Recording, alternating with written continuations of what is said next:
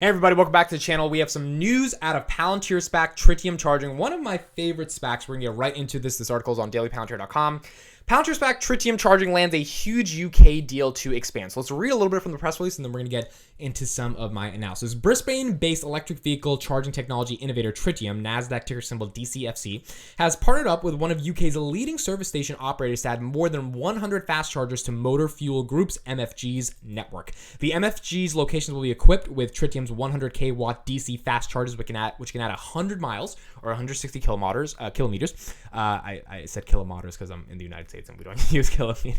A range to an EV in just 10 minutes. So in just 10 minutes, you can add 100 miles more of range. Now, this comes after two significant deals from Tritium. One partnering with BP, which was about 2 months ago, and another to open a plant in Tennessee. And the plant in Tennessee was a very interesting deal because they actually sat on the front stage with Joe Biden. So Joe Biden, president of the United States, was giving an interview, or not giving, he was doing a press kind of conference thing about more electric vehicle subsidies, more electric vehicle charging stations. The United States is putting about $7.5 billion into electric vehicle charging station subsidies alone, or like not subsidies, but investments into those charging stations. So not even just like electric vehicle cars, but just the charging stations, just the infrastructure as part of the infrastructure package in order to make sure we have incentivized the switch from ICE vehicles to electric vehicles. Tritium is building a plant in Tennessee that's going to employ up to 500 people. And if that goes well, they're going to get more governmental contracts to open up more plants across the entire United States, which is just more and more rapid expansion for Tritium charging.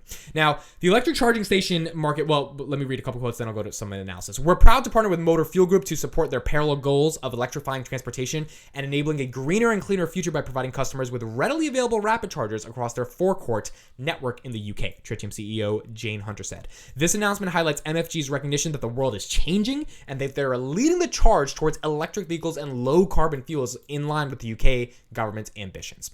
MFG has also announced it's investing $705 million in its EV strategy, funded entirely by cash. The investment will support its electrification goals to provide reliable and practical EV services for all customers. Now, what is sort of the analysis here and what does it mean for Palantir? Number one, EVs are growing and the EV market is going to grow. Palantir is not a pure EV play, but Palantir understands that the EV market is growing exponentially. When I mean exponential, it means that the number of electric vehicles is not going up linearly, if that's the right word. But you guys get what I'm saying. Over the next 10 to 20 years, it's going to be compounding year after year because the switch is going to be inevitable as there's going to be more and more cars, Mercedes, Porsche, Honda, Toyotas, those $25,000, $21,000 starter cars are going to become electric. The ability for battery production to increase exponentially is going to allow some of the biggest manufacturers in the world, not just Tesla, to be able to create new mechanisms for sourcing that batteries, that battery technology, reusing renewable energy to create those batteries and to create parts for electric vehicles, and then ultimately create more and more cars at the end of the day that are electric. This transition is good. At the end of the day, if you believe in climate change, you believe that we've got to electrify the planet, we've got to make sure we have a sustainable switch to renewable energy. Now, the only way this makes sense, as good and as ethical and as moral as it feels, is if we have the infrastructure. What we're seeing right now with oil prices is that we don't have the infrastructure to support rising oil prices, because the only way we can get those oil prices down is two ways. Either you destroy demand, which means you have to cause a recession, which is the way that sucks, or you get more supply. If you get more supply, then there's less demand because you have more of supply of the product, which means prices naturally go down. Well, with the Russia-Ukraine crisis and Russia cutting off their energy from the entire world, we have less supply, and we don't have the infrastructure to just start drilling and creating new oil. Companies aren't incentivized of that because of particular policies that disincentivize them to do that. And even if they were incentivized, they wouldn't create them and be ready to go within the next couple months. It's going to take at least a couple years for it to be in full-fledged demand and in full-fledged capacity. So as a result of that, you need infrastructure. And I think what Palantir has recognized is that, okay, if the world is going electric and EVs are being created at an exponential rate, then the infrastructure to support those EVs is going to be incredibly important. And this is in line with their philosophy of being a platform for companies versus just a product, right? Being an operating system means that company is never going to leave you. It's very sticky, and that company is going to use your product. And when they use your product and that product works and you save them more time, money, energy, it's going to be hard for them to not use your product, especially if you become an operating system for their entire business. You get into that business, you become the heart of that business, and that business never leaves, which means you always have a really strong recurring revenue model with 81% gross margins. Tritium charging is one of my favorite SPACs that they've partnered with. Now, they've partnered with about 18 SPACs. Not all of them are going to be amazing. I've come to the conclusion that, look, to be honest, like if 15 of them fail and 3 of them make it big, it'll more than pay for the $230 something million they put into the SPACs, and it will serve as a use case for their software and their data analytics platform, being able to allow the next generation of multi-billion-dollar companies to be built on top of Palantir Foundry, which I think, and Karp has talked about this, that's really the use case of Palantir. If they can showcase that their software is the core defining factor of building these multi-billion-dollar companies for the future, because it's data-driven operations that allow those companies to become big, then I think Palantir has a real shot to do pretty well. So that's one interesting thing to think about. Now, in the context of electric vehicle stations, the reason Tritium is so interesting to me is because Tritium recognizes that in order to grow, there's a combination of hardware and software. Palantir is also partnered with Wejo, which is a connected vehicle data SPAC. Now, the cool thing about Wejo is they connect billions of data points, and they try to sell that data or interpret that data in a meaningful way on top of Palantir Foundry to sell back to manufacturers, OEMs, etc., to be able to make more efficient, effective decisions in the context of building smart autonomous vehicles. Well, Wejo partnered with Palantir about 6 months ago to create an electric vehicle charging station operating system.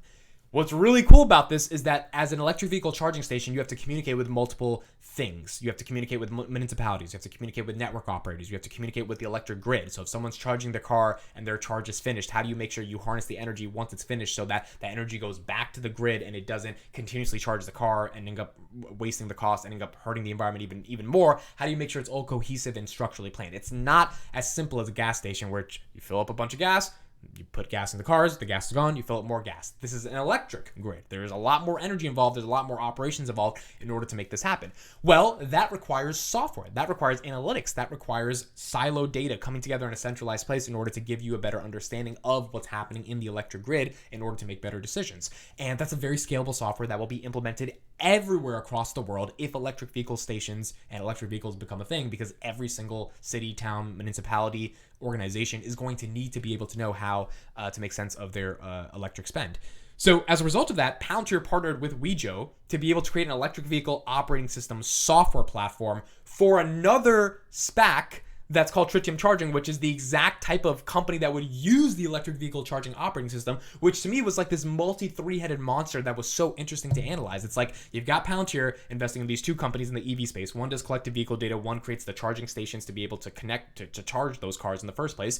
And then you've got two of them creating the actual software for the hardware company, the manufacturing company, to be able to use that software one day as they expand their electric vehicle charging stations. So the punchline here is if they are constantly expanding, which I've done about 4 or 5 videos on them over the past couple months, that they get new and new deals and they're constantly expanding.